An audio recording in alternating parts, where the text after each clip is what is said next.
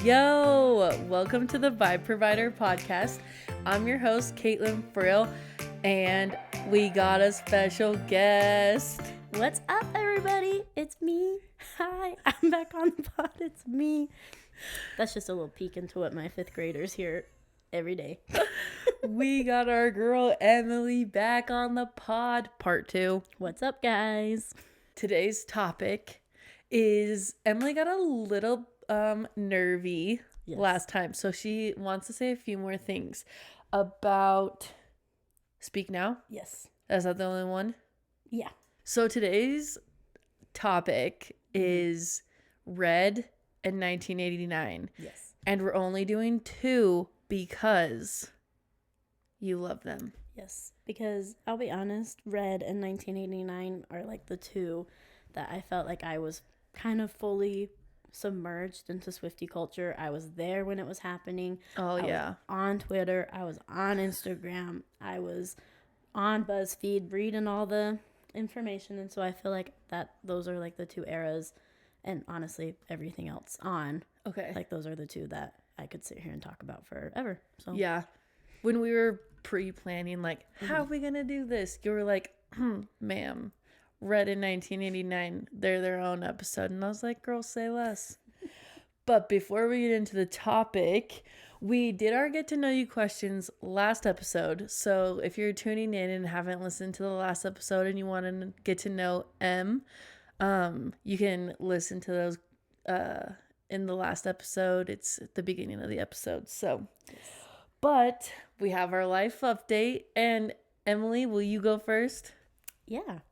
I feel like not a whole lot has happened since I last talked to y'all.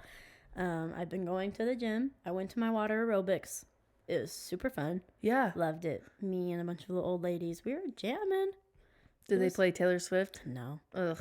I know. Oh, I'm also trying to create a petition for my gym to be playing Taylor Swift. Yeah. And I told my trainer that, and I said, hey, you guys need to be, like, there should be a Taylor Swift night. And she was like, sure. And then she forgot about it. It's like, girl, probably. We're serious. But actually, almost every time I've been to the gym in the past week, there has been at least one Taylor Swift song. Good. Mm-hmm. They're trying to get the Swifties in the gym. That's why. Yeah, they are. It's working. Yeah, facts. I got so excited when Is It Over Now came on when I was on the treadmill. And I was on the treadmill.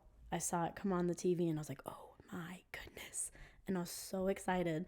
And there were a bunch of guys on the cycling thing right in front of me. And they were all up and looking at the lyric video. I wish I would have gotten a video of it because it was so funny. You're like, but they some were all new Swifties. They were all jamming, and I was going to be like, listen to the Vibe Provider podcast. Do you want to know more? You can listen to Vibe Provider. Would you like to know the lore? I got a podcast for you. Dude. I got 2/3 of those papers that I needed graded done. Bless. I'm hoping to tomorrow's a short day, so I'm hoping to have the rest of the 1/3 done. So why we gotta grade these? Well, so I actually would like to clarify, they're not papers. They're not written papers. They are math tests. And there's 3 of them that they have to take to try to get a average of how they're doing in math. Okay. And so I have to grade every single test. And I would like to reiterate, there are 3 tests. And they're also not, it's a very confusing grading system. Ugh. And so it's just taking me forever. Ugh. It's just, yeah. Ay, fam. Sorry about it. It's all right. I'm almost done. Okay. You got this. And then, sorry. My final one is that my dad would like me to clarify that he did not ban Last Christmas from our house because he hated Taylor Swift. It's because he hates Last Christmas. Oh. So he just hates joy. Okay. And happiness. So makes sense. He wanted me to clear that up for everybody. I feel like you did a great job clearing the air. Thank you. He texted me and was like, And he sent me like this long story. It wasn't that long. No offense, Dad. It's like 3 It sentences. was more than any. It's not the thumbs up or okay. no. It was 3 sentences. I'm pretty sure about why he hates Last Christmas, and he was like, "I don't hate Taylor Swift. Don't get me canceled." He's like, I'm a swiftie. He is. Oh, we love that. Yeah. We love him. You heard it here first. He's a Swiftie. Swiftie. Yep. Bless. He's gonna love this. He's gonna be like, I've got to clarify again. Girl can't be clarifying for me. I think that's it for me. What about you? Any life updates for you? Glad you asked. Yes, I do. Buckle up. We're gonna be here for the rest of the pod. Just Yay. kidding. But you guys know how I drove to Ontario, Oregon. Yeah. So I drove to Oregon from Salt Lake City last Wednesday. And I put 42 garbage bags of cans in my truck. Literally had to like tarp everything down so they wouldn't fly out of the bed of the truck. And I had to stuff the back seat of the cab with cans, garbage bags of cans. Mm-hmm. And I asked my niece to go with me. She is super fun and she didn't have work that day. So she's like, yes, I'm down for the road trip. We drive. I'm so tired, but I'm like, okay, when we get there, it's going to be exciting. We're going to see how much money we're going to make. And we hit traffic. So it took like 2 extra hours to get there. We pull up. You could literally see the excitement on our faces. We like walk in. We're going to go grab like kind of like a cart type thing to like take it back to your car and like load up with cans to like wheel it inside. And we're like smiling and we're going to go grab one. And I feel like the lady saw us like pull up and saw our license plate because I parked like right outside the doors. And she could just sense the positivity just flowing out of me. And she was like, hey, are you an Oregon resident? And as soon as she said that, dude, I knew it was over for me. And I was like, no. And I knew it was not good. And she was saying like, honestly, I tuned out because my brain was like, this is very bad. And so I don't even remember what she really said. But it was along the lines of like, our policies just changed. You have to be an Oregon resident to cash in the cans or have a receipt. Okay. Because Oregon residents have to pay a tax on canned goods. Oh. So it's like them getting their money back if they turn it in, which I get. Like Oregon would have to pay, like they would pay me, a Utah resident, money, and I didn't have to pay like that tax. So like, and I didn't do my research going there. I just checked to see if the bottle drop was open, and it was. So I was like, okay, we'll drive all the way there. So I wasn't even like mad at this lady. I was just like, oh, this is like my fault. I didn't do the research. Like you can't be mad, you know? Mm-hmm. And I just like started walking out and my niece was like walking up and she was like, what are you doing? And I was like, we are going home. Oh, no. She was a good sport. She was yelling in the car for me. She was like, oh my gosh. Ah! And I was like, cool, like, let's get it out. Thought I was going to make $200, but I ended up spending $200 in gas. So I spent, but there was a plus. Mm-hmm. We stopped at a Big Deals outlet. And a Big Deals outlet is like a store where they send over like stocked stuff or like food that's about to expire or already expired or like flavors of soda that like weren't a hit. And then, and returns. So like you didn't like your toaster oven for Christmas, used it once and like took it back and returned it. Well, they're selling it at Big Deal outlets. So I ended up getting a Blend Tech. Nice. And those are like $350. and a really nice rice cooker that Kala really wanted. So Nice. you can say it was a win. Slay. I love that for you. Yeah, so we stopped at Big Deals on the way home with all the 40 cans. Oh, and another thing about the cans is like another rule was like you can only bring 15 bags of cans in, and I had 42. So like at the end, it wasn't even going to work out. So, oh, okay. So that was one of the things. One thing that my ADHD brain did not remember last time was I had the best steak bites of my life.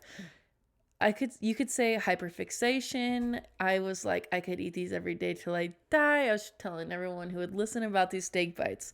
So I have a friend who is like a super good cook and even better baker. Mm-hmm. She made them for me. Nice. I go to her house and she feeds us and we play games, and I ate them, and like in the moment she's probably like, okay, Caitlin, that's enough hyping, like they're just steak bites. Mm-hmm. But like, no. They were the best steak bites I ever had in my life. Man. Anyway, she gave me the recipe, so I'm gonna put it on the pod Instagram so everyone can be eating steak bites. Yeah, thank you. She made them in the air fryer. 12 minutes. Man. Yeah. Anyways. Dude, I'm telling you, like, most flavorful piece of steak I ever had. For real, for real. Love. Okay, and then my last life update is I'm working out with Emily. Last time she's like, yeah, we should work out. And I was like, okay, yeah, hopefully. And then, LOL, now we are. Yep, we are. We went to Pilates. That was going to be one of mine, but I didn't wanna Yes, go spoil ahead it. and share the Pilates. Sorry, we went to Pilates. We're on Pilates Saturday. girls. Mm-hmm. It kicked our butts. Yeah. I don't know about you. My obliques, like my sides. That's what was sore. What about you? Mm-hmm. My abs. Ooh, yeah. And then, I always forget this muscle, but like the top of your thigh. Are those your quads? I think Something. my trainer's always like telling me the muscle, and I'm like, I know where that is. Yeah. Yeah, we're Pilates girls now. We killed it. Yeah, we did. We we kept up. Mm-hmm. I mean, yeah, I was doing like the bare minimum, but it's still hurting. There was only one point where I was like, I can't do this, and it was like the one where we were like on our backs and like we had to like wave our legs in the air. I was like, these are so heavy. Yeah. So that was. I still tried, but it was kind of more like towards the ground. Same. And maybe was resting too much on the ground. Who knows? I No, don't know. it was hard, but it was fun enough that I look forward to going again. Yeah. And I felt like it felt rewarding. Yeah. Like it felt like a good workout. Like I wasn't just like cranky after it. I was happy that we went and did it because I think it felt good. Yes, it's exactly. Not Sunday though. It wasn't. It was Saturday. Oh well, but like Sunday. Oh, my abs hurt. Oh. And that wasn't as fun. But okay, yeah. Oh, I see what you're saying. Next day, future you was like freaking Pilates. Yeah. Saturday, you was like, I'm gonna do this every Saturday. Yeah. I was like, I'm gonna go get a smoothie. Yep. And I did. Mm-hmm. And it was delicious. Mm-hmm. I do feel bad. I'm sorry I did not invite you to the smoothie, but it was. Oh no, dude, you were good. I had to get ready for the party. It was a split-second decision that I was like, I know. I'm gonna go get a smoothie, and It'd then be I drove like that past your house, sometimes. and I was like, oops. Sorry about it, girl. Sorry, Caitlin. Love you. Oh no, dude, you're so good. No, yeah, I loved Pilates. Mm-hmm. It was fun. Yeah, it was hard, but exactly like you said, rewarding.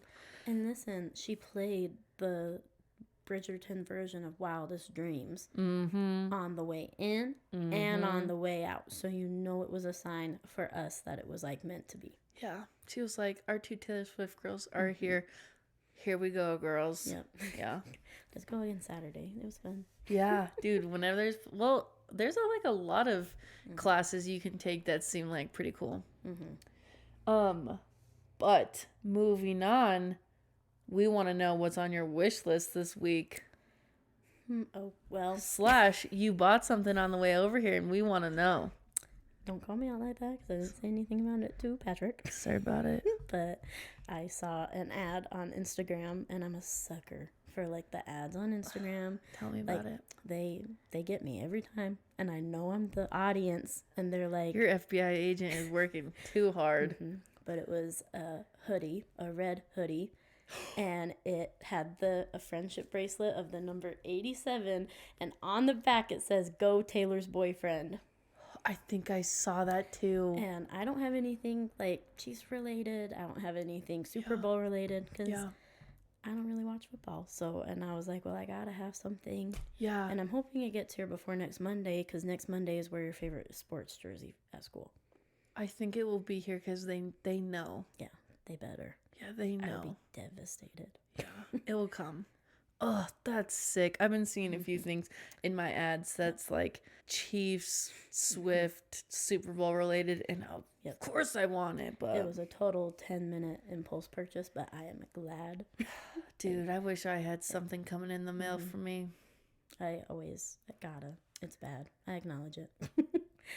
Okay. What's on your wish list? For me, so I don't know if you guys know this, but it was in my starter pack, and it was a Bagoo bag. Oh, yes. Anyways, Bagoo is having their spring new drop on February 1st. And when I tell you they went to work on this spring line, those people were going overtime. They were slaying and sweating over these bags. I know. So they are coming out with a candy red crescent bag. I love. That sounds gorgeous. Yes. And I love Bagoo socks. And they're coming out with a candy red sock and a watermelon color sock. And I have the pink and the bluish purple ones.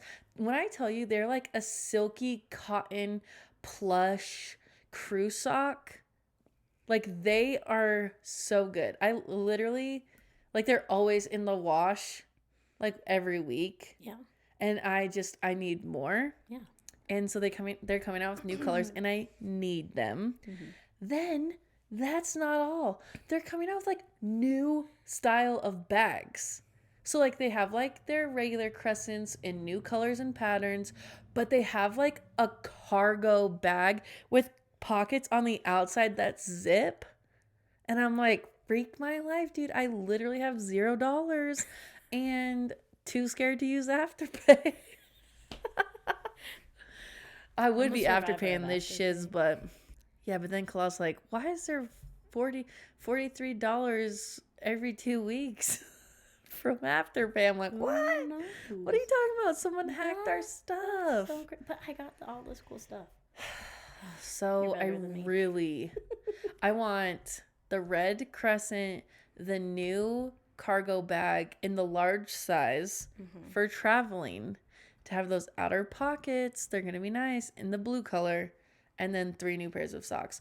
Candy apple red, watermelon, and I'm thinking about just getting another pink pair because I grab those every time they're clean, Yeah. I don't know. I don't know. Yeah, love. Well, Valentine's Day is coming up. I need to treat myself. As well as our birthdays. I am asking me. Oh, facts. Our birthdays are coming up. I'm going to ask me to be my Valentine and be like, girl, what do you want for Valentine's Day? What do you want? Done deal. I can do that. Okay. But that's on my wish list. Okay. Now, next question before we get into the topic. Any hyperfixations we need to know about this week? I feel like ice skating. I know that's such a weird thing, but I was on the treadmill. I was watching the TVs because I never know where to look in the gym. So I was TV. And the one that was right in front of me was the ice skating championships. And I was just mesmerized the whole time. I was how do they not fall? How do they not get dizzy? How do they not, how do they look so cool in their outfits? Yeah. And then I kind of just fell down a rabbit hole. And then I remembered that I went through an ice skating hyperfixation last year because I read this book, and then I went down a TikTok rabbit hole about the book, and then everyone was the book is is similar to these 2 real life ice skaters, and then I fell down a rabbit hole of those 2 ice skaters, and I've been watching their videos. Yeah. So it's been It's been kind of a spiral. Dude, that's awesome. I bet you're gonna love when the Winter Olympics come back, I probably am. and they're gonna be in a hyperfixation again about ice skaters. Honestly, I think the Winter Olympics are better than the Summer Olympics. Yeah, dude, you're not wrong. Like, I always feel like with the Summer Olympics, I just watch swimming, and even then, it's not that exciting. Yeah. Except for when Katie Ledecky's on. Yeah.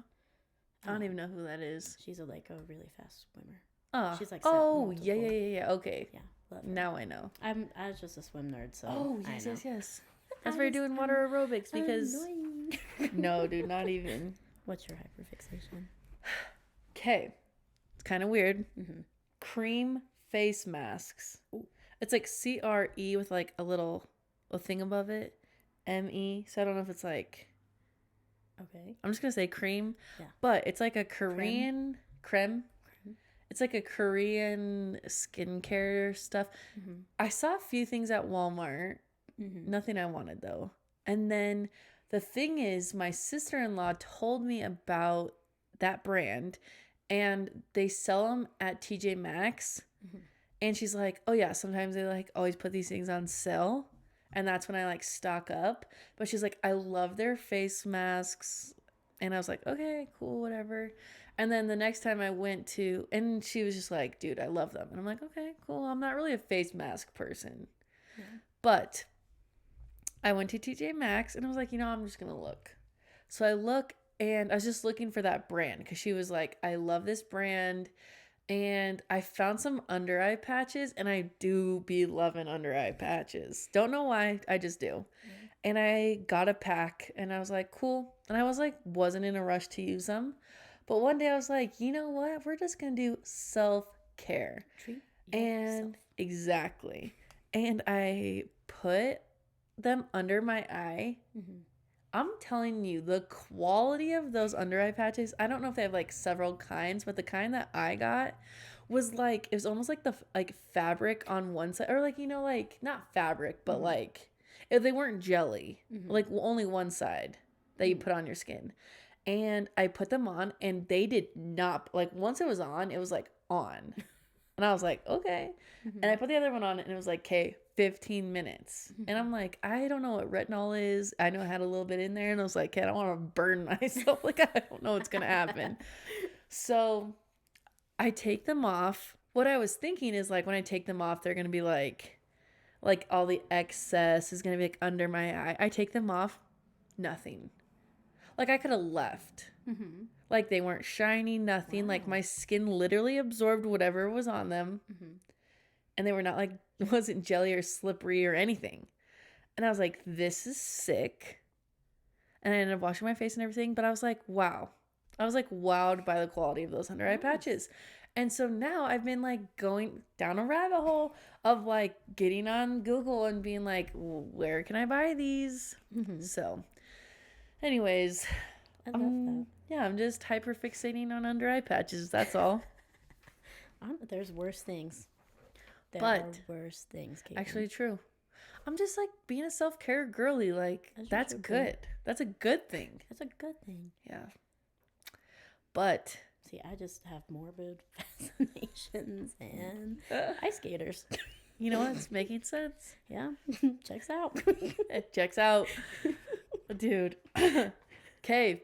But before we get into our topic, we have to talk about what's new in the news with Taylor and Travis. Oh, that's probably my other hyperfixation. Mm-hmm. I have not stopped. We don't even bring it up because it's like a current. Mm-mm. It's nothing new. Mm-mm. Nothing new. Nothing new since September. Yeah. Like it's been a current. A constant. Yeah. Too. Some weeks have been dry, but not this week. Mm-mm. The Tavis fan club text message group. Yeah. Always popping off. Always. Especially lately. Mm-hmm. But I wrote some things down, and Emily, you just like pipe in when you have anything to say. Of course. I wrote this at me, sending you every TikTok I saw on Sunday night for the pod to talk about on the pod to Emily. Number 1, we saw Taylor and Travis say, "I love you." We saw him say it and heard, and we saw her say it. Well, and saw and heard her say it. What do you think? I was genuinely speechless. Like, genuinely. Like, she's in love. In love. I saw a tweet that I feel applies. It's like whenever you see like Taylor Swift being happy, you get like the Taylor Swift zoomies. Mm-hmm. And like facts. Like it just makes me want to run around because I'm so happy that she's happy. Yeah. You know, because I don't know. We'll just get into all it the later, pictures. There was literally like they were hugging. They were like right like they were like, attached. It makes me so happy. Did you see the video of her walking with Donna Kelsey? And yes. She's like, "Where's Dad?" And she's talking about, I forgot the dad's name. Oh, me too. I don't know his name. Papa Kelsey. Papa Kelsey. And she's like, "Where's Dad?" And like they're looking for Papa Kelsey, so she calls him Dad. I'm dead. Dead. You did not send me that TikTok. Oh, I did. Maybe it was on Twitter that I saw. Oh, that. maybe. But I'm not even mad, but I'm just like something that I'm surprised that I didn't see, which is like kind of wonderful. Mm-hmm. Okay, I've actually thought this. I'm like, I wonder what he calls her. Like, what? Like, is he like a babe guy or a honey? Said that back in like October, even. Yes, and he said, "What's up, sweetie?" He says, "Sweetie." He says, "Sweetie." He's a sweetie guy. What do you think? What do you think of Sweetie? I love that. I love that for her. What's up, Sweetie? I love that for him. But you know his like voice was like, "What up, Sweetie?" The Super Bowl could be Taylor's 13th game if she goes. Mm-hmm. And it's Super Bowl 58. 5 plus 8 equals 13. That's math. That is math. I'm mathing on the pod. Math. But do we even think she'll make it to the Super Bowl? I really hope so. Do you think she's planning, like, going to try? I hope she tries, but I'm like, I always get nervous being like, she's gonna go, because I'm always like, maybe something might come up when, like, back in the, like, October, November, with the South America shows, like, he had a game, and everyone was like, she's gonna go, but then due to all the delays, she actually couldn't go. Yeah. And so I get kind of nervous, like, being like, yeah, she's gonna be there, because you never know what could happen. I hope nothing happens, but... Because I feel like they both have very successful careers, and I feel like they're both cool about the other one, like, doing what's best for them. I feel like to be in a relationship like theirs where you're a superstar football player and you're the biggest pop star in the world, like, you have to be kind of okay with not being able to be there for those kind of big moments. And I think you also have to be understanding when your partner can't be there for those big moments. Totally. Oh, this one's probably my favorite one.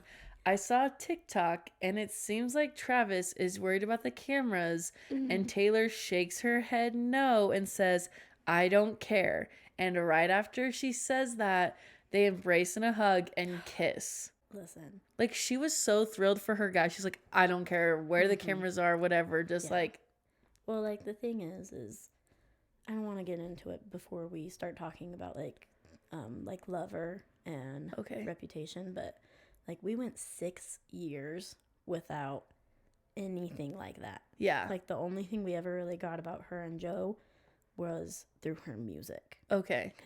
And so I feel like it's nice to be able to see her that she is happy, and if that makes sense. Yeah. But because you're seeing it and you've never seen it before, and you're like, wow.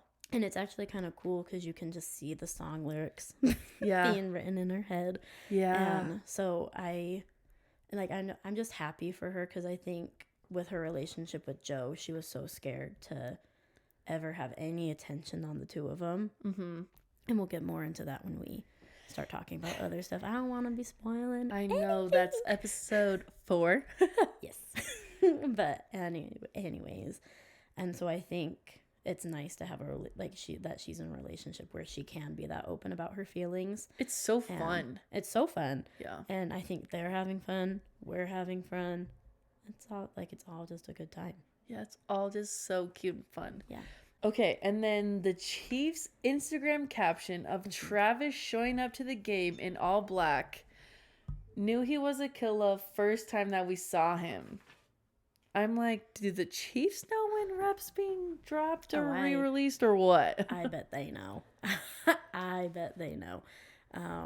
They really took the opportunity. No, they did. They knew what they were Their doing. Their social media guy or girl is slaying. No, they're on top of it. But I also just love that he's called Killer Trav for that line alone, because all along there was some invisible string. Something you will learn about me is I just love to burst into song, and it's not very good singing, but I do it. It be good, fam. Don't you worry. Thank you. Oh, but I also wanted to ask you, okay, you said that her fit and her hair were rep coded. Please explain. Listen, people. So when she was walking into the stadium, her whole fit was black. Oh, I didn't know that. Yeah, like she had like a black jacket over the red. The red sweater was super cute though. It was $500 though. Okay, bougie. Our girl be gotten $500 things on her wish list. That's probably cheap for her. Afterpay. Taylor be tapping and doing Afterpay. Yep, love that for her. She's an icon. But so then her hair. So we have to talk about the hair. Yeah. Her hair was the most rep-coded thing I've ever seen. Which new Swifties wouldn't know that. Yeah, so when she was doing Reputation Tour and if you look at all promo pictures from Reputation, her hair isn't curly like it normally was. It was more of I'm not very good at hair, but it's like a crimped more. Okay, like her natural wave? No, because I feel like I don't know. It might be more of her natural wave, but it was more like a crimped style, like a lightly crimped curl. Okay. If that makes sense. Mm-hmm. Hair people are probably like, what the H is she talking about? They're like, please start from the top. Let's start over. But like, it's not curly. It's just wavy, I guess. Okay. We'll say that. Okay. It's wavy. And she never really has her hair like that, ever. Like, it's usually in an updo or her hair is straight or it's like curly. And so to have it be very similar to the hair that she wore during Rep Tour and during like Reputation period is very rep coded, and then just wearing it with all black is she knows what she's doing. And this is next on my list. Don't be suspicious. Don't be suspicious. Don't be suspicious. But we got papers this time. Oh yeah, because our ADHD brains could not. I'm gonna say this one last thing, and then you're actually gonna take us into the topic, or like your Taylor updates before we get into the topic. Yes, but there's a TikTok, and it's so if you've seen the picture and Taylor has like her hand over her mouth and you're like, what is she whispering? I actually have the photo on the Vibe Provider Instagram, and I like made it into a meme. But so that picture, what I'm gonna tell you about is the moment like that was recorded. And Travis goes up to Taylor and says, Tay, I'm going to enjoy with the guys. I love you. He starts hugging her and says, I love you so much, it isn't funny. Then this is when Taylor puts her hand over her mouth and you can hear her say, I've never been this happy, ever. I think. That's what I think she says. Or it could be, I've never been this proud, ever. I thought I heard proud. Yeah. But either one. But I've seen two. I've seen squeal. But you can't hear the happy or the like. Does she say happy or does she say proud? I don't know. Okay, now you tell us your Taylor update. Okay, so I actually wrote these before Sunday. Yes. So these are kind of old news, fake news. But I would like to talk about the possible Reputation announcement. People, there's been so much going on. Yeah. So it was originally theorized that from the beginning she would announce Reputation when she's in Tokyo on February 9th and February 10th. Because if you follow, I forget the exact amount of dates, but if you look at it from the start of the tour to when she announced Speak Now, it was like 30-something days, right? And then the album came out 40-something days after that. Okay? Or maybe, I forgot the exact amount. But it all adds up to like 130 something, maybe 120 something. Okay. sorry. I should have looked up the theory before No, I you're got good. here.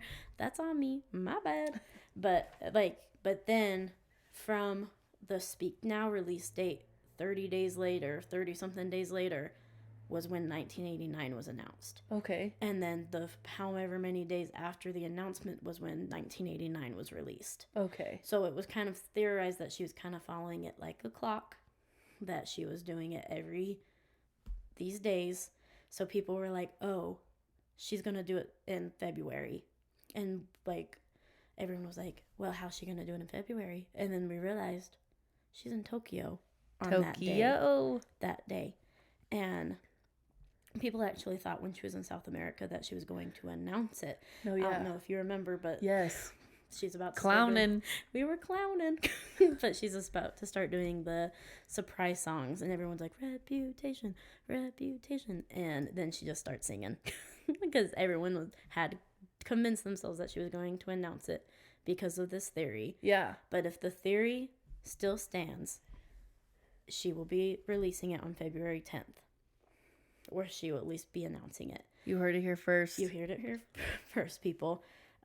Actually, one of my favorite memes that I sent you was that girl, and she's like, and it's like her wearing Reputation, and she's like, Reputation posters on the wall. Oh, yeah. And it's like me, February 10th. And then you go to the next picture, and it's the same girl doing the same pose, but she's wearing like Chief stuff. Yeah. And it was like me on February 11th. Yeah. And that is going to be me. It's not next weekend, the weekend after. Yeah. I've never purposely watched the Super Bowl. But now you have a reason. I think I have a reason, and I think I will be this year. And you got your Chiefs merch. Yeah, I gotta wear my Chiefs merch. Gotta wear it for the game. She's like, I need it for school, but it's like, but there's actually like a game that you can wear it to. And I'll also just wear it forever. Go Taylor's boyfriend. But anyways, so people think that Reputation is going to be announced or released because there is a very famous quote that she says, there will be no explanation, just reputation. Mm-hmm. And so people were like, maybe she's just not even going to do an announcement. She's just going to drop it. Because she said that for years. Yeah. Like, and so everyone's always kind of thought maybe that's an Easter egg for Taylor's version. So I'm very excited. People also think, I think it's either the 1st or the 2nd is like National Serpent Day or something. And Taylor Nation has been doing a lot of kind of stuff where like snaky kind of things lately.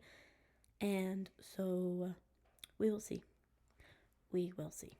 I just can't wait to hear those vault tracks. Don't even get me started. Dude, I wonder how many there's going to be.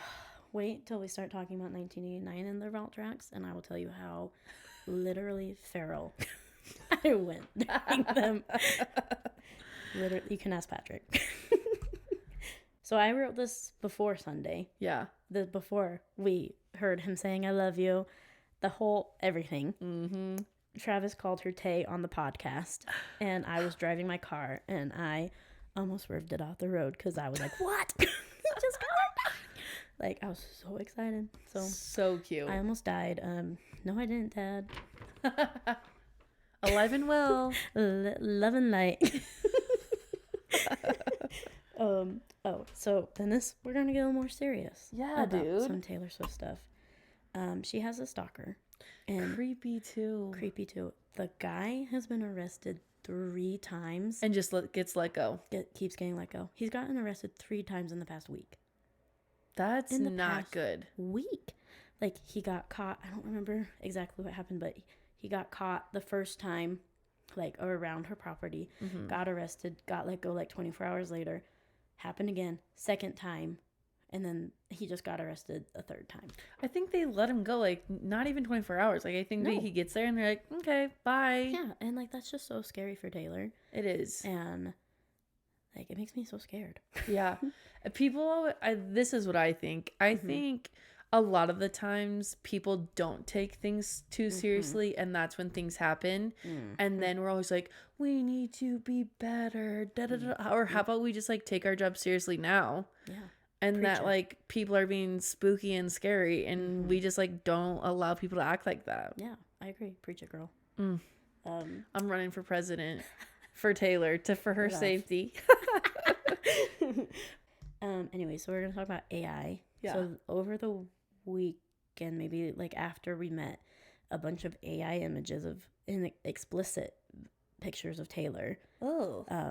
came out, and they were AI, obviously, and they were bad pictures. I didn't see any of them because I'm not a weirdo. Yeah. Yeah. But like they were very uncomfy. They were awful pictures. Of course, people are gonna use AI for the worst. And we will get more into creepy AI when we start talking about 1989. Ugh. Spoiler alert, sorry. But anyways, but so Taylor was actually thinking about taking a lawsuit against the guy that was posting them. No, as she should, I hope.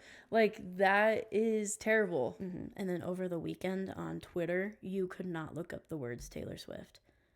And so people think that, like, her publicist, Tree-Paine, shout out to you, Queen. Yes, girl. That she, like, was able to block that. Perfect. Because, like, it was awful. Yeah. Like, it's AI, but still it's just as devastating. No, it's still awful. Yeah. Like, it's still gross. Yeah, it's so yucky, so nasty. Like, I'm so glad her publicist, like, can be able to do that on such a big platform. What a queen. Yeah, for reals. Okay. Okay. Topic time.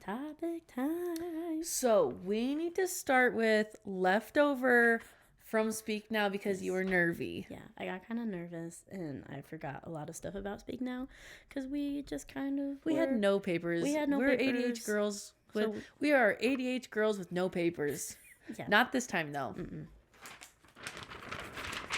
Prepared. Please. We kind of have a few things. Yeah. Please, from the top. Okay. The better, and I mentioned this in the episode. I was listening back to it and I was like, oh my God. I mentioned it in the beginning of the episode. Oh, good. And I didn't even circle back to it, but we're circling back to it now. Yes. The Better Than Revenge lyric change. Do you know the original lyric change? So, I'm a new swiftie. In the original Better Than Revenge, she says she's not a saint. She's not what you think. She's an actress. Whoa. She's better known for the things that she does on the mattress. So, no, she roasts her, genuinely. Yeah. But boom. People, when... Roasted. Boom, roasted. But then when Speak Now, Taylor's version was coming out, everyone was like, well, is she going to keep the original lyric? Because it is kind of a little shamey. And, so people are like, is she gonna keep them? Because she even, like, a while ago, she even, like, admitted that she regretted writing that lyric. And so everyone was like, is she gonna do it? Is she gonna change? I'm sorry, I keep repeating myself. My apologies. And then she did. So the new Better Than Revenge lyric is, she's not a saint, she's not what you think, she's an actress. Whoa. He was a moth to the flame, I was holding the matches. Oh. No, she was holding the matches, sorry. Wow, what a great lyric change, though. Like, it was a slay. Yeah. Like, what a way to take what you originally wrote and change it to something still, like, having that same feeling. Yeah. But changing the meaning. Wowzer. What an artist. I'm impressed. I'm impressed. But, so she did that. But people were pissed. People on Swiftie Twitter were so mad that she changed the lyric.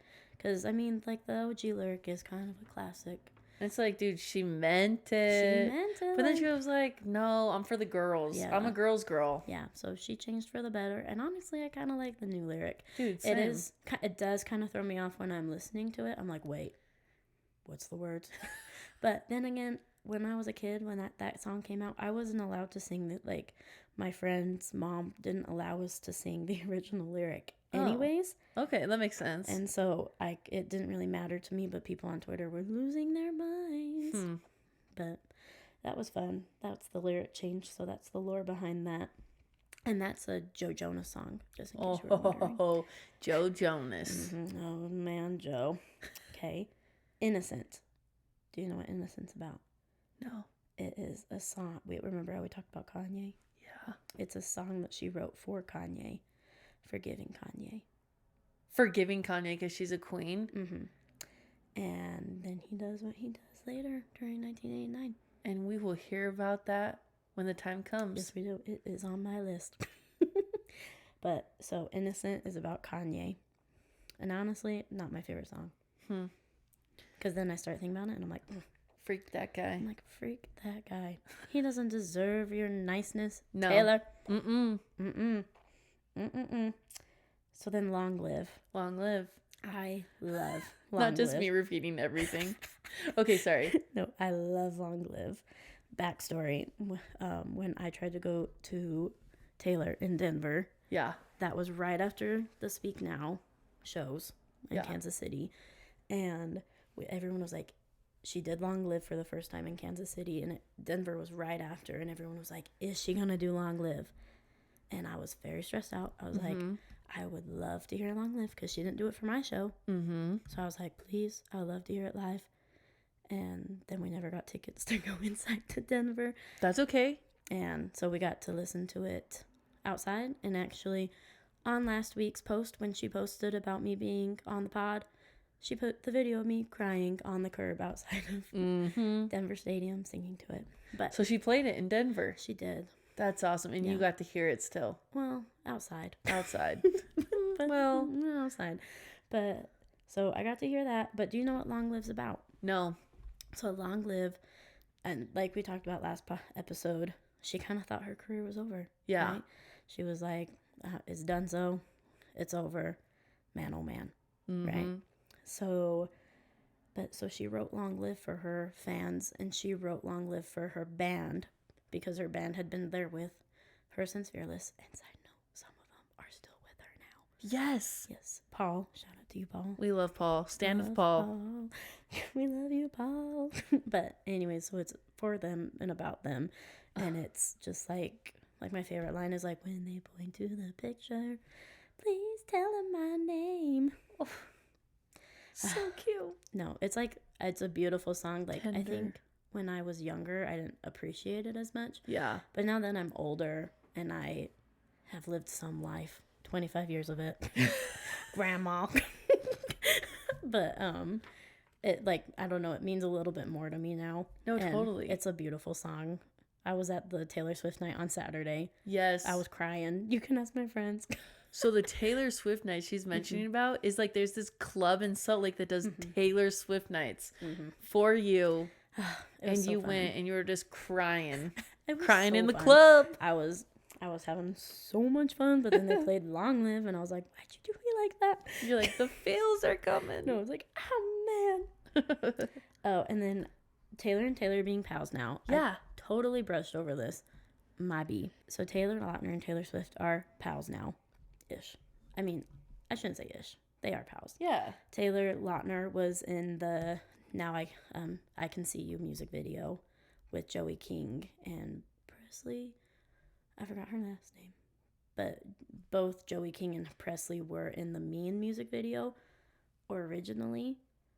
Okay. Yeah. And so Taylor like kind of called them up when she was doing the release of Speak Now and was like, you guys want to do a music video with me? And they were like, sure. And then Taylor got into it too. And Taylor Lautner, this is going to get confusing. Taylor Lautner is currently also married to Taylor Lautner. Yeah. He's married to another woman named Taylor. He just be loving the Tays. He just be loving them Taylors. But they're friends now. And I would like to clarify that, you know how we were talking about, like, Taylor was on the stage during the VMAs. He didn't stand up for her. He didn't. Yeah. He, my friend Lisa, shout out to you, girl.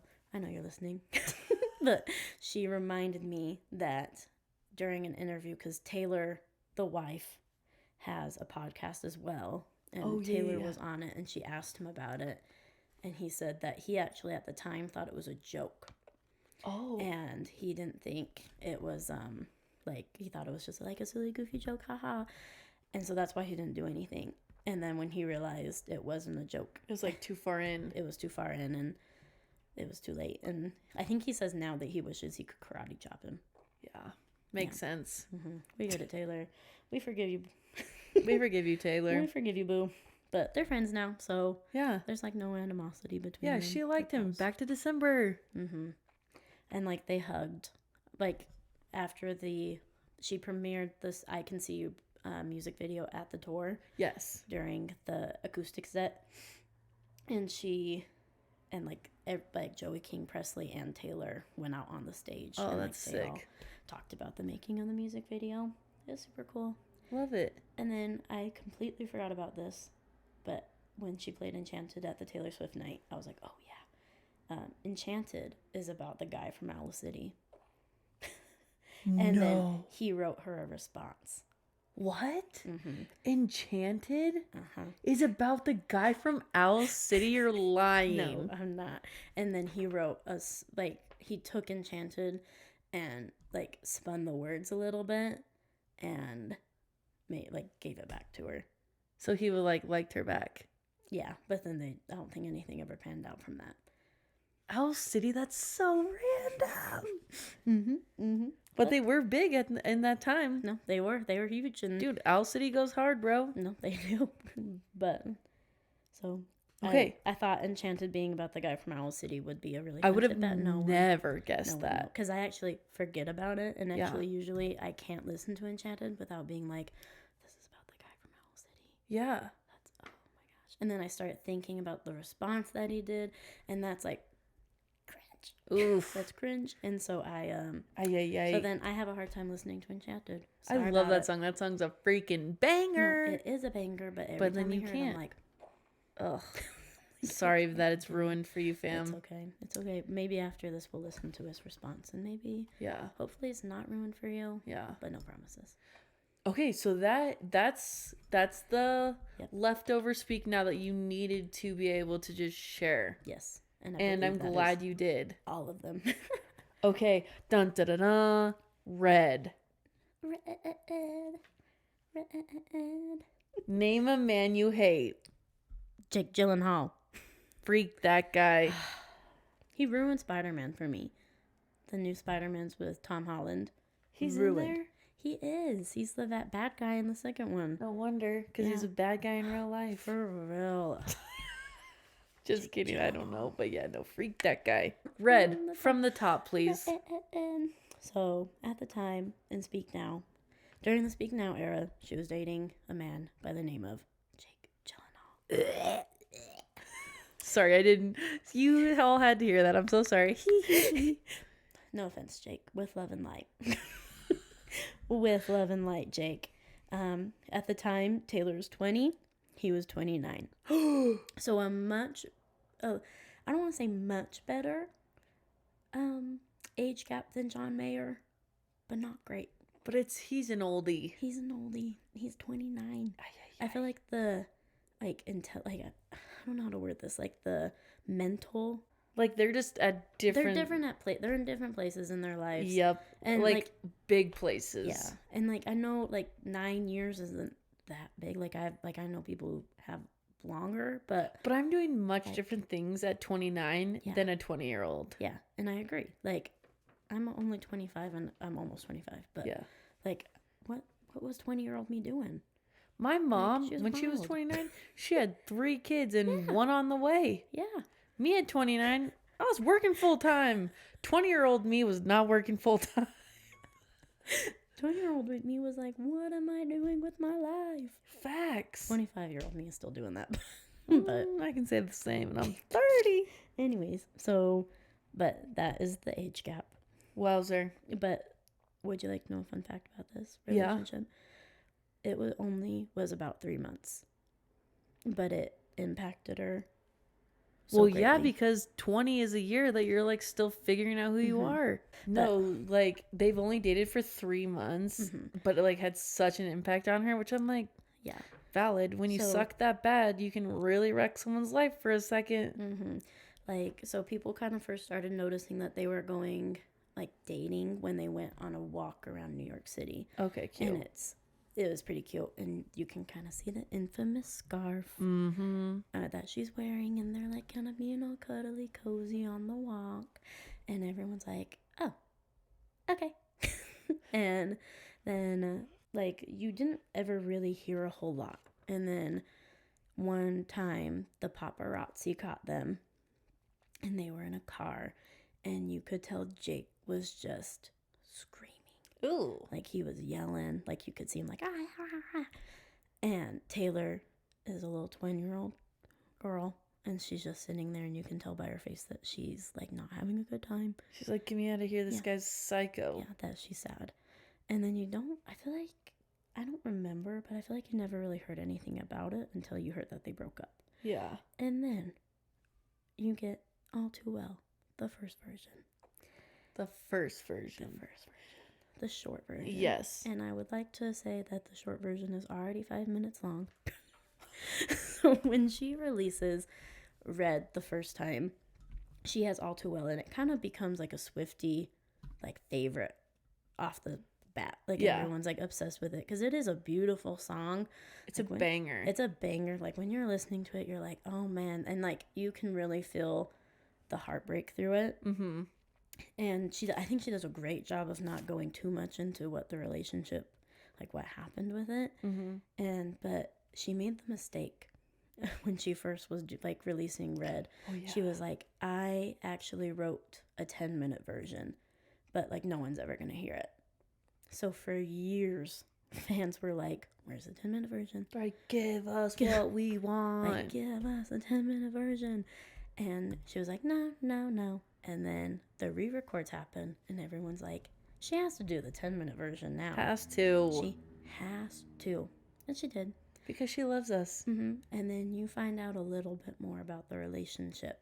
And you're like, he sucks. In the 10-minute version. And then we hated him all over again. Mm-hmm. And that's why I also think why she did that Dear John speech that I talked about last episode. Where she was like, don't go hate on whoever you think this song is about. Because when Red came out again, the hatred for Jake Gyllenhaal was like, yeah, like, you had that. It was like trending. Like, all over for $1, Twitter. what celebrity do you hate? Jake Gyllenhaal. But that was like trending. So then I feel like you also get like a really good look at the relationship with the All Too Well music video that she comes out, the short film. That's a beautiful video. Dylan O'Brien and Sadie Sink do a beautiful job. And like, I think it also really kind of, for me, it kind of really put into perspective how like toxic the relationship was. Yeah. Because like, I don't know, you just see everything that was wrong with it. Does that make sense? Yeah. And you're like, oh, she was like a baby and he was kind of like a man. Yeah. And like, 20's not a baby, but you know they're just at different spots in their life. There are different spots in their lives. But then she says in the song, in the 10-minute version, and it's supposed to be fun, turning 21. Oh yeah. And because for years people were like, what? 22 is such a weird age to like write such an upbeat song about. Like, why is there a song about turning 22? Like, why? Like, what's so great about being 22? And then the All Too Well 10-minute version comes out, and you realize it's because her 21st birthday, she kept waiting for a little old Jakey to show up. Yep. And he never did. He didn't show up. He Freaked dropped that her guy. hand, left her scarf there at her sister's house. And you still got it in the drawer, even now. Yeah. But, so, that's little Jakey in the first All Too Well versus the 10-minute version.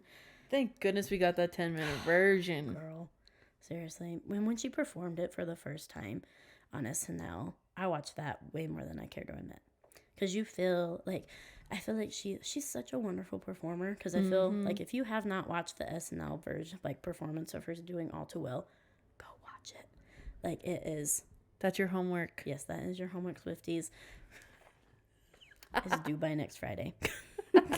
But like, you just feel her emotion of like being this young girl, young and in love, her getting kind of her heart broken, and then like the anger that kind of follows that, like kind of realizing that you got, like, you were kind of messed around with. And so don't mess with our girl. Oh, I'm excited for the next one. Hit us with it. Yeah, okay. John Mayer attempted to sue her. Loser. John Mayer was like, I can't believe you wrote Dear John about me. How dare you? And he kept trying to sue her and be like, this is defamation. Like, everybody knows this song's about me.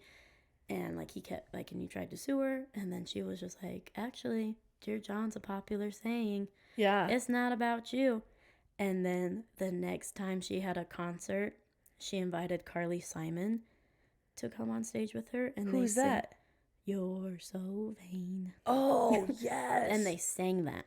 The concert after John Mayer tried to sue her. But he kind of did it to himself because he's like, this song's about. It's like, dude, so you know that what I sang in this song, The song is you about- did. But then he's like, this song's about me. And she's like, why are you so obsessed with me? It's a common phrase, you weirdo. Yo, weirdo. But then she's like this and winks. You're so She looks into the vain. camera and winks. You should watch that video as well. 'Kay. Other part 2 of homework. Part 2 of homework. You heard it here first from The Mrs. case, Smith. the case was dropped because it was determined that it is a popular saying and that Yeah. there was no way to prove that the song was about him. People be just liking John Mayer for some reason. I get like some of them. Actually, I have a confession. Mm-hmm. I've been to a John Mayer concert. But it was before I was a swiftie. I was in high school. And then my friend was like, do you want to go to John Mayer? And I was like, what the heck? I was visiting her Yeah. over the summer. Was it good? I can't remember. Oh. My fit was slaying, though. Well, that's all that matters. That's all I remember. That's all that matters. Yeah, dude. If he wouldn't have said anything, we would have been like, oh, this is about John Mayer. And who cares? Yeah. But he was like, this is about me. And then we're like, oh, so it is about you because you heard the song and you're like, I did that. Yeah. And I'm the worst. I'm so sorry, guys. What? You know, in Midnight's Would've, Could've, Should've is about him too. We'll get more about it when we get to. You can actually cut that out. No, we're leaving it. Okay. Something to look forward to. A Something to little look bit forward more to when we get John to Mayer. Midnights. Babe and Better Man were songs that she wrote and she wanted to be on the first version of Red.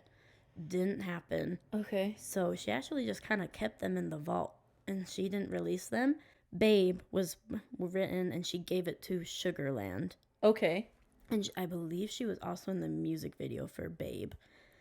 And then Better Men, she wrote for Little Big Town, I believe. Okay. And I believe she also was in the music video for Better Men. But Oh, these songs sick. didn't come out until 2016. And Red came out in like 2014, 2013. I think. They were taking their time. Yeah, so she kept them in the vault for a long time. Yeah. And so I was very excited. And I loved those songs. So I was very excited when they actually came out. Yeah. And they had Taylor's version. So that's why I'm hoping that You'll Always Find Your Way Back Home or Crazier do make it onto Taylor's version. Nice. Taylor's version. Yeah. That's what I'm hoping for. And so I just wanted to give everybody an update that has happened before. Okay, dude. So we have stuff to hope for. Yes. The Kennedy kid. Yes. She dated one of the Kennedys. I wonder. Please go on. I forgot which Kennedy. Because he doesn't matter. He doesn't matter. But it was the relationship very soon after Jake Gyllenhaal. Okay. And she wrote Begin Again about him. Is that a good song or a bad song? Oh, it's a great song. Oh, bless. Right, because it's on a Wednesday in the cafe, I watched it begin again. Oh, and it's about how, yeah. like, she kind of regains her trust back into, trust back into love. Okay. And, like, being loved. So that's about him. But this one is not without its controversies. He was a lot a bit younger than her. Oh, yeah. Yeah. He was, yeah. I read that. Taylor. Oops. Oopsie poopsie. But he was a little bit young. He was a lot a bit younger than her. I don't remember the exact age gap, but it's significant. Ay. But ay, Taylor. Oops. But so like that wasn't a very long relationship either. But she bought a house right next to his family, like in their families, like kind of right after they broke up. Oof. Yeah, and then she sorry. Like right before they started dating, one of his, I want to say sisters, don't quote me on that. Okay. Was getting married, and then they started dating, but people were like, we're not inviting her to the wedding, And she was like, kind of, her feelings were kind of hurt by that. Yeah. And she kind of crashed the wedding. And, like, the Kennedys were really mad. And that's why they broke up. She's a wedding crasher? Mm-hmm. Go Tay. You know, Tay Tay, love you, girl. She likes to stir the pot a little bit, just like the rest of us. Dude, low-key, I'm proud of her. Yeah. No, it's iconic. Like, it's a little bit like, oh, Taylor, for why? But, For why? why? But once again, she was a 20-year-old. Yeah. So we all did stupid stuff at 20. So Facts. 22. I already kind of talked a little bit about the importance, but I think 22 is one of the best parts of the Eras tour. I think it is so magical because if you're not aware, she comes out. She's actually wearing one of these shirts. Got a lot going on at the moment. Mm-hmm. And she actually, so this one says a lot going on at the moment. And for the original 22 music video, she wore not a lot going on at the moment, and that will actually come back a lot throughout her career. Oh. Is saying the a lot going on at the moment. Okay, that's the t-shirt she wore at my show. That's the one she wore at mine too. Yeah. But so she wears this kind of version of it, and she like comes out, she's dancing, they're having fun, they're 22. They're like walking up and down the stage. And then she's wearing this like fedora type hat. I feel like it's a fedora. Yeah. And she goes to the end of the stage and she hands it to someone. So cool. No, it's so cool. But she, like, after every show, Mama Swift, like, during the show, Mama Swift would, like, go around the venue, hand these, like, little cards to people, and then would be like, okay, you get to go meet Taylor after the show. And she would, like, be hanging out in a room, and it would be, like, a little meet and greet. And she did it for every other concert except for the Eras Tour. But, so people are kind of like, why isn't she doing it for the Eras Tour? Because she just sang 40-something songs, and she's exhausted, and the last thing she wants to do is fake being, like, excited to see strangers. And so that's kind of, like, what people think is, like, her ode to doing that, because Mama Swift does go find the people who get the 22 hat. And she signs them, and she actually got the 22 hat from, like, a little hat shop owner person. And she's, like, signed them all. That's darling. She gives them to people. She usually gives them to kids. Like, when she was in, I don't remember where she was, but she gave one to the guy who made the Bejeweled dance. Like, and so. Oh, cute. Yeah, like, no, it's way cool. That's, like, one of my favorite parts of the show. No, I will say Red is definitely, like, an upbeat part of the show. Mm-hmm. Actually, that's the picture I posted to be like, get ready. Remember for your last episode, and it was one of my pictures from the Eras tour, and it was during the Red set. So I have a very embarrassing video of me because I purposely made this shirt. So I went to Vegas night one, and I very purposely made this shirt to like try to match her. And I was like, she might not wear the same one, but I'm gonna wear it anyways. And then when she came out wearing the exact same shirt, I was like, oh my goodness, we're best friends. I would have died on the spot. I almost did. And there's a very embarrassing video of me going, Did I post that one? I sent it to you. I don't think you've posted it. That's because I'm gonna post it for this episode. Wonderful. But that's the importance of the 22. And then we have one more bullet point for Red. I honestly don't know what I meant when I put this one. The pure hipster era. Yeah, I feel like she influenced, or like she was taking so much, like this was during a crazy part of American culture. Mustaches and those black rimmed glasses. I popped out IMAX movie glasses to try to match her. And like, because she wears them during the We're Never Getting Back Together music video. And so I popped some out to try to be like her. Dude, every kid did. It was iconic. But like, I feel like I know all my hipster stuff from her. Yeah. Dang. Her. All right. Okay, so that concludes the Red portion. For our second part, 1989. Woot woot. I love 1989. And you've got your 1989 sweater, Taylor's version. Yes. Thank you, Megan, for buying this for me. Love you, girl. Dude, love you, girl. love you, girl. What a good friend. I know. She said it was from Santa, but I know who it really was from. Okay. I'll be honest. 1989, I think, is my favorite era. It's a banger. It's a banging and era. then the Taylor's version with the vault tracks, I passed away and then came back alive. Mm-hmm. Oh, me too. You ask Patrick. Oh, I have like, oh my goodness. They got re-released in October, and some of those songs were on my Spotify Wrapped. I listened from the time I'm an Apple Music person. Okay. Hate to say it, hate to be it. Is who I am. Spotify confuses me. Loki is kind of confusing. But anyways, and I got my Apple Music replay, and I had listened to 1989 Taylor's version 288 times from the time that my Apple Music replay came out, which was like beginning of December. From the end of October, I listened to it 288 times. Toot me two on the back. Anyways, but it's my favorite era. I think it's 100% my favorite era, and I actually got my 1989 glasses that I will be putting on. Her most crucial relationship was Mr.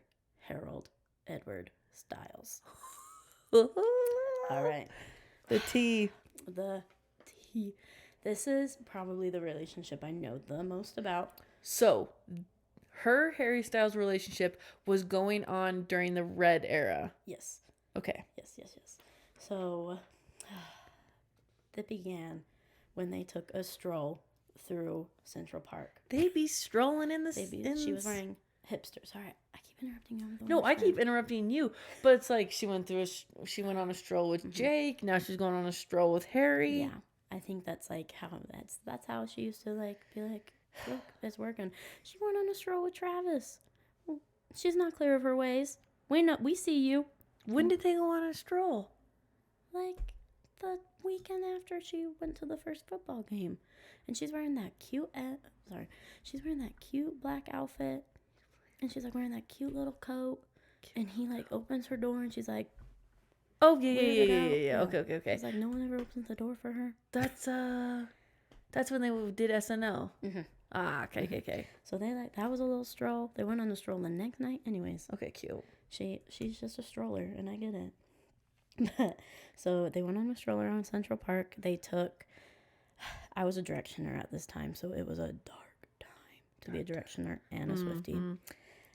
So she took their hairdresser, and if you're a directioner at the time, the hairdresser, One Direction's hairdresser was like huge with the fandom. Like everyone was like loved her. Oh yeah, like I still follow her on Twitter. Oh no way. But she had a daughter named Lux, and they like went on a stroll with Lux, and they like went and played in Central Park with Lux. How freaking cute.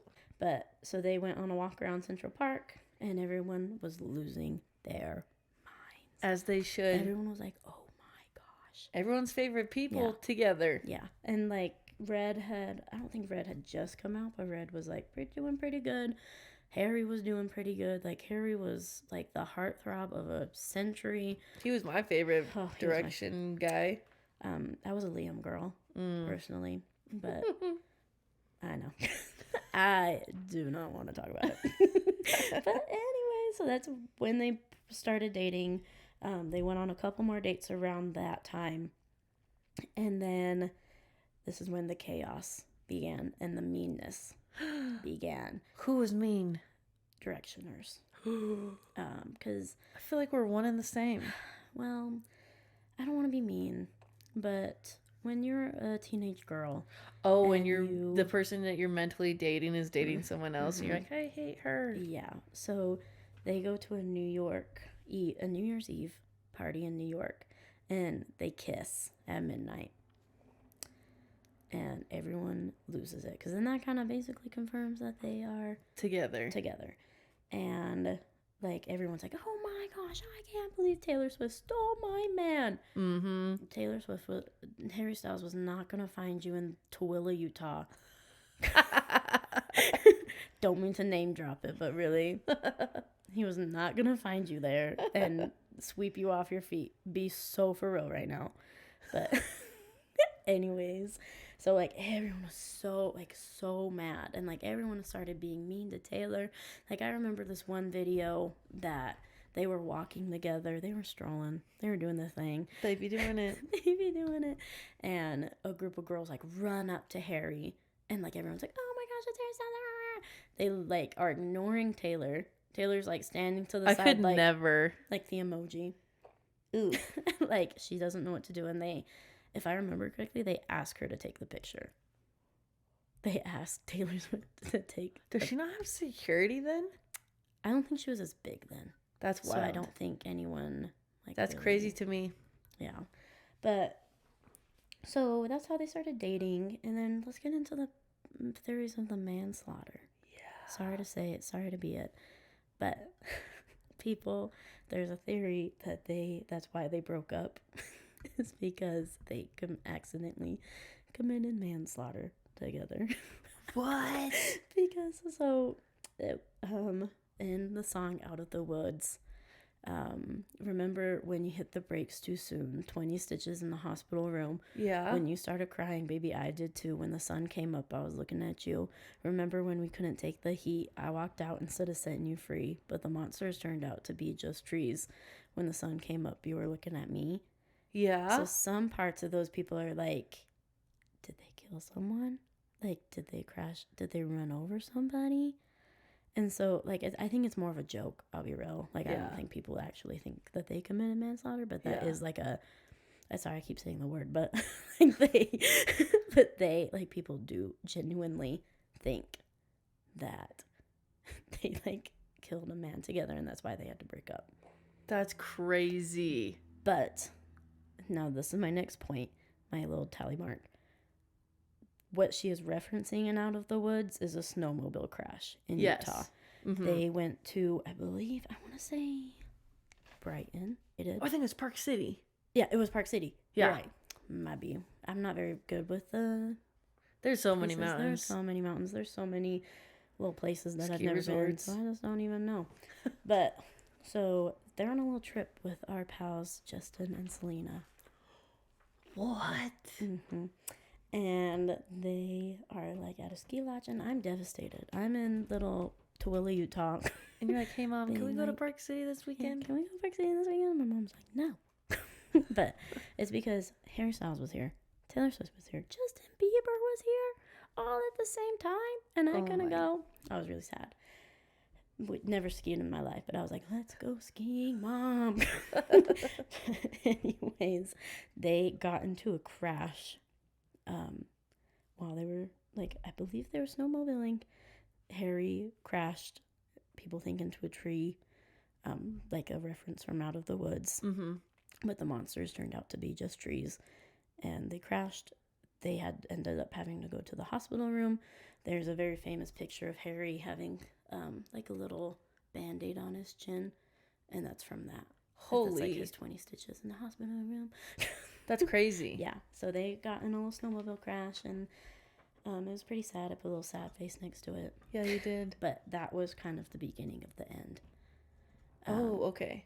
They kind of stopped talking. There's a very famous picture of Taylor Swift on a boat in a blue dress. Yep. And it was kind of a meme for a long time, because she's kind of just like, yeah, she's like looking all miserable, and that's speculated to be the last day of their relationship. Is like that's when they broke up, is when she's leaving on that boat. Okay. Yeah. I feel like there's more that I'm probably missing, but I feel like that's a pretty good overview. And then I actually put this on my list, and I've actually already talked about the storm that Haylor caused. Like, it sent the directioners into like a flurry. Like, it's totally like, were you a directioner at the time, or are you a directioner? No, they had some bangers. That's disappointing. I'm a huge directioner. I know. I think I was like in college when like One Direction was huge. Mm-hmm. So it's kind of like, even though like they're my age, they were like bigger for like, don't get me wrong, I liked One Direction, but yeah, I was like prime age for them. So. You really were living Everybody's dream. Thank you. Thank you. I remember reading after. Before she had to change the names. But it caused like such a storm because people were like, oh, how dare Taylor take Harry? She's such a B word. And like people would like try to make stuff up about her. Like there was one time that she went into the studio with them and like Niall left crying and everyone was like, oh my gosh, Taylor made Niall cry. And like like everybody believed it. But I'm like thinking back on it and it's like, who were your sources? Yeah. No one's ever like said why Niall was crying. Yeah, I'm like, can we get to the bottom of that? Yeah. Niall, if you're listening to this, I'm seeing you in July, by the way. Love you. But That's sick. No, I'm so excited. But can you let us know? Did Taylor Swift really make you cry? Yeah, please enlighten us. Enlighten us. But that was crazy. Is it over now? Banger. Best vault song. Better than All Too Well, 10-minute version. Like, life-changing. Genuinely. And wait, you think that's better than Now That We Don't Talk? yes. But I do think Now That We Don't Talk is a banger. It's so good. I remember like that Now That We Don't Talk was the first song I listened to off the vault track. And I was like, yeah. Here we go. Here we go. Turn it up. But so it is a banger. But Is It Over Now puts so much perspective into the end of Haylor and to the end of the relationship. Because we could sit here and speculate how they ended, why they ended all day long. But she tells you straight up. She tells us straight up. You don't gotta guess. Red blood, white snow, blue dress on a boat. Your new girl. She just be reminding us. Did you think I didn't see you? There were flashing lights. But that's a reference. They went to an award show pretty soon after that, and they ignored each other like the whole time. And there's actually a video like One Direction's accepting an award or something, and like the camera zooms on Taylor, and it looks like she says "shut the F up."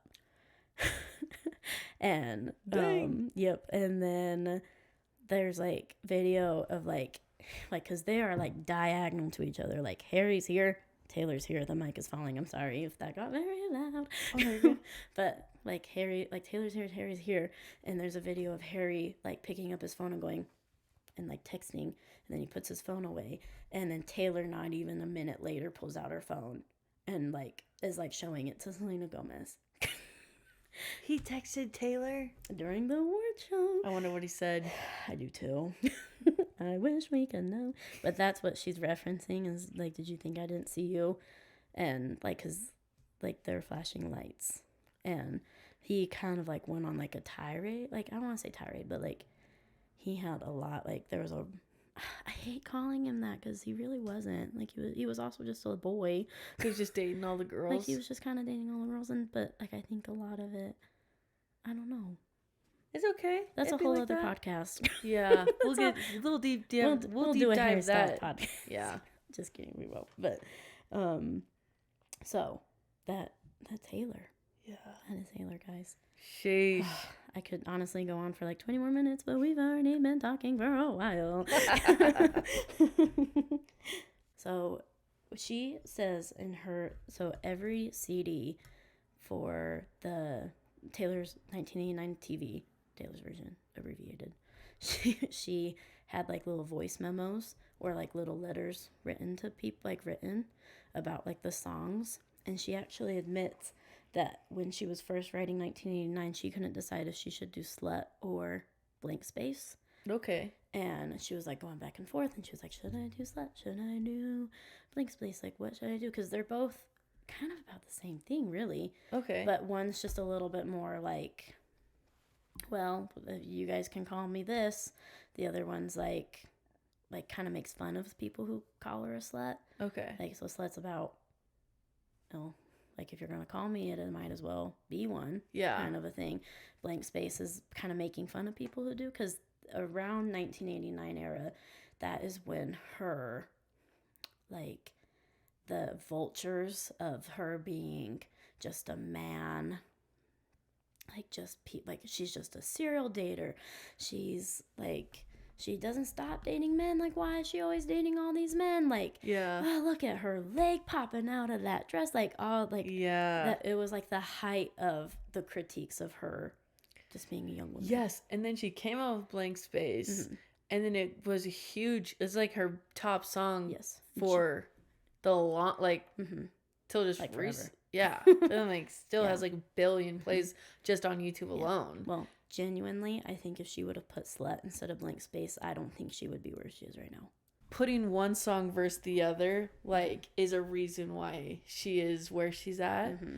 Because she came out with that song and the music video was so good. It was iconic at the time. Has like 1 billion views just on YouTube alone. And that's like her top song. And so because she put that one on instead of Slut. But then she put Slut on with the Vault tracks, which she re-released Taylor's version of 1989. And people loved Slut. Yeah. Well, I think just at the time and like the narrative around Taylor, if she would have done Slut, everyone would have been like, well, yeah, you are. Yeah. And like, but I think doing like, because darling, I am a nightmare dressed like a daydream, really kind of like rocket launched that. I don't know. Does that make sense? Like, she sang a song about what people were saying about her. And she's like, okay, I'll give you exactly what you want. And then it freaking launched her. No, I agree. But so it's very interesting to see that how Slut versus Blank Space is. Oh, and then so you put the girl gang because she's like, oh, you don't want me to date? Fine, I'll just hang with the girls. So she does. So she gets like for the Bad Blood music video, like she has like Haley Steinfeld, Carly Kloss, who we're gonna talk about in a second. Okay. She has.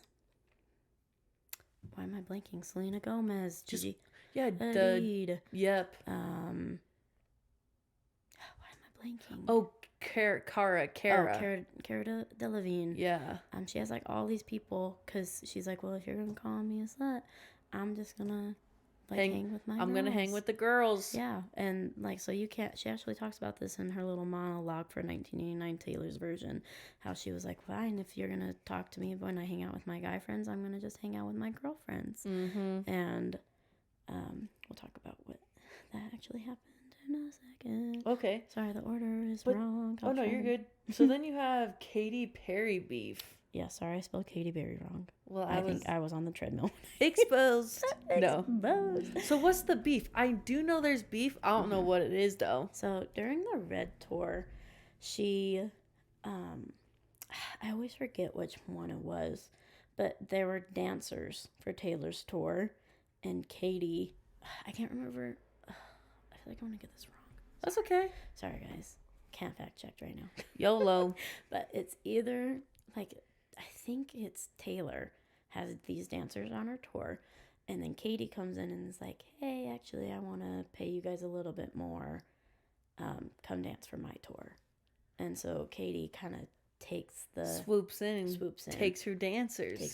And Taylor's like, well, that's messed up. Yeah. And I think Taylor makes a couple messy tweets about Katy.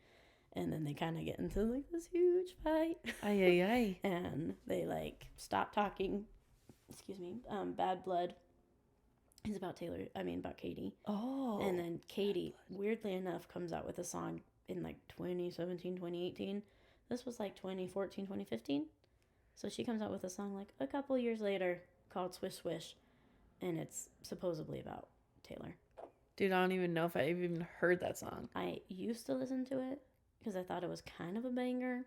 But then I was like, we don't mess with that. But... So that's the Katy Perry beef, but they do make up. Okay. They are pals now. Oh, say less. Yeah, so like just a couple of dancers. Yeah. It was just, and like I think that's what they kind of realized, that it was just a couple of dancers. Like Taylor's a girl's girl. Taylor's a girl's girl. Like she's like, really, who cares? Yeah. During this time she's dating Calvin Harris. How do we feel about that? Calvin Harris has got some bomb songs though. Well, you might not know this, but This Is What You Came For. Taylor wrote that. Yeah. With Rihanna? Yeah. Yeah. I did know that. She wrote that. But she had to go under a pseudonym. And that's like a pseudonym is a name that people, like when they're trying to hide their identity, that people use. Okay. We'll talk a little bit more about pseudonyms during Folklore and Evermore. Okay, say less, fam. But they dated for like a year. Yeah, it's kind of long. Like at this point, like this is like one of the longest ones that she's had. Yeah, I remember that we know of. Yeah. But she's dating Calvin Harris, and there's not much that we really know about this relationship. I'll be perfectly honest. Okay, no worries. I honestly, like, I'll be real. I'm more focused on Haylor. Facts. I feel like he's a bigger part. Yeah. There's not really any songs about Calvin. So he was kind of like, there. He's just kind of there. Yeah. Like, I Forgot That You Existed from Lover is about him. Oh, shoot. I forgot that you existed. Okay, dude. Dang. We'll talk about it more during next week's episode with Reputation. But just so you know, this is when she starts dating Calvin Harris. Okay. Also, during 1989. Yeah. Okay. So I just feel like I had to put Calvin where they were dating, like when they were dating, because you don't hear anything about him in any other album. And we don't blame her. I don't blame her. Yeah. I'm actually gonna. So I also want to talk about this. We're gonna get a little deep for a second. Yeah. 1989 is a bad era mentally for Taylor. Okay. Because she talks about this in the Miss Americana doc. But she, her career's going up, you know, like it's not really coming down. Yeah. And she describes it as like a fishbowl lens almost. Oh, yeah, Like the bigger you get, the wider the lens, like inspecting your every move gets. Yes. And she started feeling bad mentally about herself, and she developed an eating disorder. Yes. At this time. And she's like stick thin. Yes. Like, she is very thin, and she talks about this in the Miss Americana doc, that she does not, like, she regrets how she was. Yes. And so it's actually this sounds so dorky, but I love watching videos of her at the 1989 tour versus the Eras tour, because she just looks so much more healthy and happy. Because she always talked about during the 1989 tour about, like, she would feel like she was going to pass out in the middle of shows. She thought that was normal. And she thought that was normal. And they're like, actually, if you do eat the amount of calories, like, you're burning, like, you'll have energy. Yeah.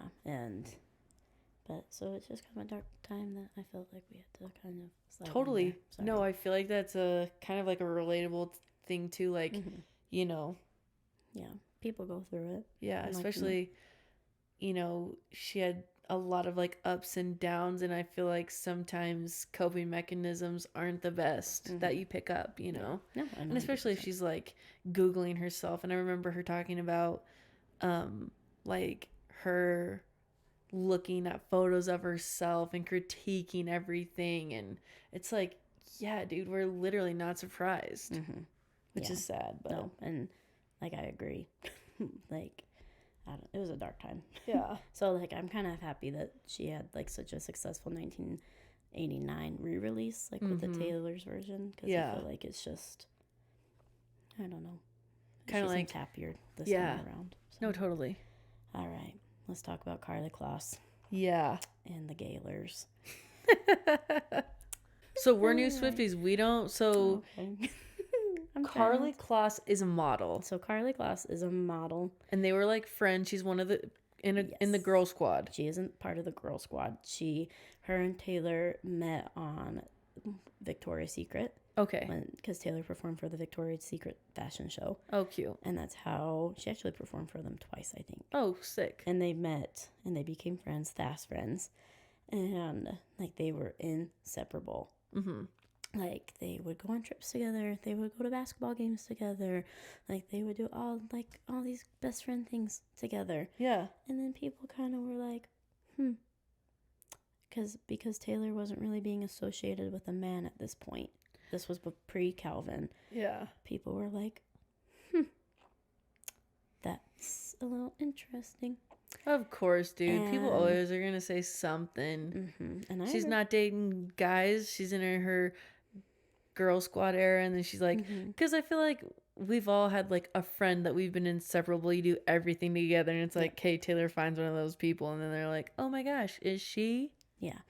And so, And even if she was, like, who cares? yeah. Genuinely. But so Going to people are basketball games, like, yeah, so they're and going to basketball games, they're being pals, and people are like, that's really weird.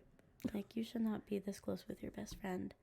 And she actually talks about this and like how I was talking about with the girl gang, how she was like, oh, I'm just gonna start hanging out with my girlfriends. But she was like, no one's gonna be able to sexualize this. And then they do. And then she was like, and she says in the dialogue of the 1989 thing, she was like, she says like, fine, I won't, if you're gonna put me with all the boys that I hang out with, fine, I'll hang out with all my girls. You can't make anything out of that. And then she says, I find out very quickly that they can and they would. Mm-hmm. And so that's her basically being like, stop. Because people even now still put her with Carly. Like, people are still like, oh my gosh, she's in love with Carly. And like, Carly went to the last show of the Eras tour in Las Vegas. Not Las Vegas. LA. And Carly was in the 300s. Like, she was in the nosebleeds. And people were still like, look at Taylor looking at Carly. But, like, if who scrolled me over, like, and we'll get over to how Carly screws her over in Reputation. Like, if she screwed me over and she was at my show, I'd be like, get out. Like, I'd be looking at her too, being like, why are you trying to bank off my fame? Carly Kloss screws Taylor Swift, and it's in Reputation. She screws her over, yeah. So we're going to find out in the next... Yep. So, spoiler alert. Dude, that's crazy. But, yeah, so she does her dirty. But people are still like, oh my gosh, she's in love with Taylor. And you're like, guys, and we're Carly, like so far ahead now. It's like, keep up. And like, Carly's married, has a child, like, and the thing is like, if Taylor was gay, cool. Yeah. If she's not, cool. Like, my philosophy has always been like, who cares? Yeah. It's like as long as they're happy and they're making some banger songs, that's all that matters. Yeah, seriously. Well, no, that's not all that matters. If they're just a happy, good, genuine person, that's what matters. But coming out with banger albums is pretty good too. Yeah. Okay, that's all I have to say about Carly. Dun, dun, dun, dun. Okay. The last part of 1989. And this is going to get a little dark and a little sweary. So my apologies. Buckle up. You complete me. I'll forgive you. Okay. But I was going to say this for Reputation. Okay. But for dramatic effect. This was happening during the 1989 era. And honestly, I kind of want to talk about it now because I'm very excited to talk about it. Hit us with it. Kanye West. Again. Okay. I'm very sorry. So Kanye and Taylor kind of become friends during the 1989 era. That's dangerous. It is dangerous. Because he's a sneaky snake. There's multiple pictures of them together. There's, like, they're hanging out. Like, there's pictures of her with Kim. Him and Kim are married at this point. Okay. And Kanye decides to write this song called Famous. Mm-hmm. And if you are not familiar with the song, it's him talking about famous people. And a line, and I'm very sorry for what I'm about to say, you complete me. In the song, he says, and I feel me and Taylor might still have sex. Why? Because I made that bitch famous. So, he releases the song. And everyone's like, oh, did Taylor approve that? Because that's... Yes. And they're like, did she approve that? And then... They're like, yeah, she did. Mm-hmm. And they have this phone call with air quotes. We're doing our little finger air quotes. And this is when, like, Kim straight up lies. Yes. But then it gets worse. Please. So then Kanye does a music video for Famous. And it is him in a bed with a bunch of naked AI-generated people. AI-generated, like, looking dolls. Like, it's a doll, basically, of celebrities in general. But particularly Taylor. That's terrible. And they're all in the bed together. And because he says, I feel that, me and Yeah. So he says that line. And so that's like the whole point of the music video. That's absolutely terrible. And they're all naked. I didn't even know this. I just thought he came out with the line and then Kim lies and is like, yeah, no, she approved. We have this. So that the call happens after the video. Oh, because okay. Taylor goes on and she's like, I did not approve this. Like, this video was, and the line was made without my consent. Like, I did not approve of this. And then Kim comes out with the video where it's basically Taylor being on the phone, like, yeah, that's so funny, ha ha ha, and like Kanye being like, oh, so you're cool with it? And it's like, yeah, and on the phone Taylor's like, yeah, ha ha ha ha. And she's like, that's so funny. I can't wait to see it. I can't wait to support you. And that's like what Kim put out. And so then like the next day, Kim's like, oh, so it's National Snake Day. And then everybody just starts flooding Taylor with snake comments. Holy dude. Like being like, you're a snake. And Kanye's like going on tour. And they show this in the Miss Americana doc, but like everyone's like, he's like says the line during the song and everyone's like, F Taylor Swift, F Taylor Swift. Yes. And so she's getting attacked. Yeah. Like in the media, because everyone's like, and she's like, this isn't even true. Yeah. But she's the bad guy. And everyone's like, look at Taylor making herself seem like the victim again. Can't believe her. That's so She's frustrating. So dramatic. Like, can't believe Taylor's doing this to us again. And like, blah, blah, blah, blah, blah. Yeah. And like, she's just getting ripped apart in the media. And she's the one. And so at that point, Taylor she puts out a statement where she's like, where in the video did I say that he could call me that? Yeah. And where did I say that he could use my likeness in this music video? And then she says, I wish to be excluded from this narrative that I wish to never be a part of. Yeah. And then she goes dark. And then she just clears everything out. And then no one physically sees her for a year. Which is crazy. And then that's our Reputation era. We're ready for next week. Dude, that's crazy. Hold on. But before we end this, is she with Joe Alwyn? Not at this point, no. Okay. She's with Tom Hiddleston at this point. Oh, okay. Well, but he's British. With Calvin Harris, the timeline's a little suspect. Taylor. Okay. She starts dating Tom Hiddleston very soon after she breaks up with Calvin Harris. Okay. And then we'll talk a little bit more about Joe Alwyn next week. Okay. I don't want to go too much into it because that will be all Reputation is. Guys, I learned a lot. Sorry to take it to deep places. No, dude. I mean, that's Swiftie-like culture that we just don't know about. But I can't thank you enough again for coming on and talking about two big eras. Red in 1989. Yes, huge eras. Dude, we're learning a lot from you. You're our Swiftie 101 teacher. Anyways, thanks again for coming on. I cannot wait to talk about Reputation and Lover next week. Anyways, have a good week, everyone. Thanks for listening. Okay, bye. Bye.